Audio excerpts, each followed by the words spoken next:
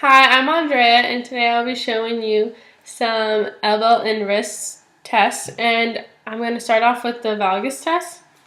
And I'm going to stabilizing my patient at the mid forearm and at her joint line of the elbow. And I'm pushing her into medial force at 0 degrees, then again at 90 degrees. And I'm looking for pain, abnormal laxity, and pain to her ulnar collateral ligament, and this is testing her medial collateral ligament.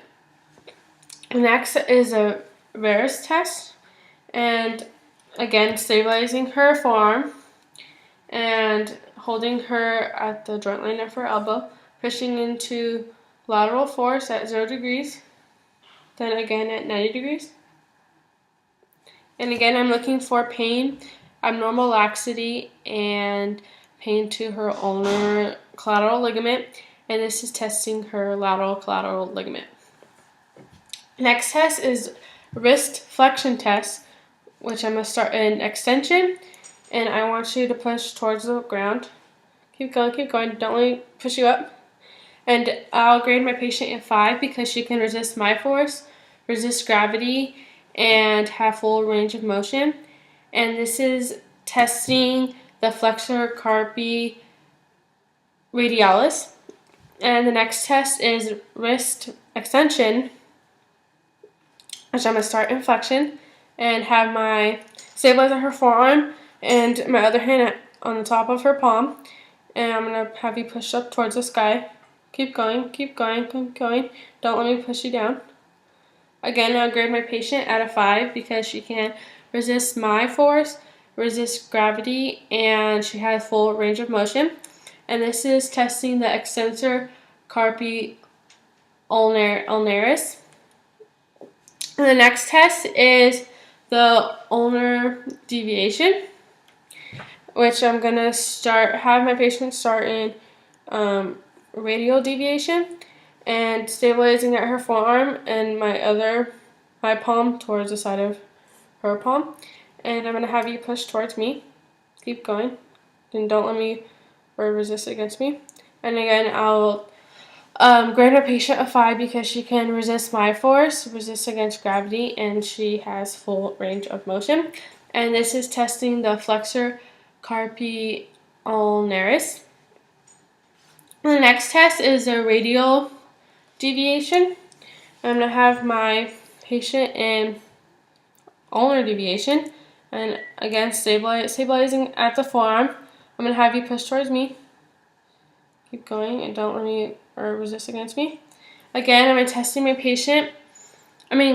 grading my patient a 5 because she can resist my force, resist gravity, and she has full range of motion. And this is testing the extensor carpi radialis. And my next test is the forearm pronation. One arm is going to be stabilizing her forearm, and my other hand is going to be holding on to her hand. And I'm going to have her start in supination. I want you to twist and resist against me, moving your hand or palm towards the ground. Keep going. Now don't let me push you up. And I will grade my patient a 5 because she can resist against my force, resist against gravity, and she has full range of motion. And this is testing the pronator teres. And the next and final test is the forearm supination. And again, I'm stabilizing her forearm and my other hand holding onto her hand, and I'm starting my patient in pronation, and I want you to twist your arm towards like the sky. And don't let me push you down. And I'm going to give my patient a 5 because she can, again, resist my force, resist against gravity, and she does have full range of motion. And this is testing the supinator. And, the last test is opposition. I want you to, like a crab, clip your hands together. And I want you, don't let me open your fingers apart. And do the same thing with the next finger. Next finger.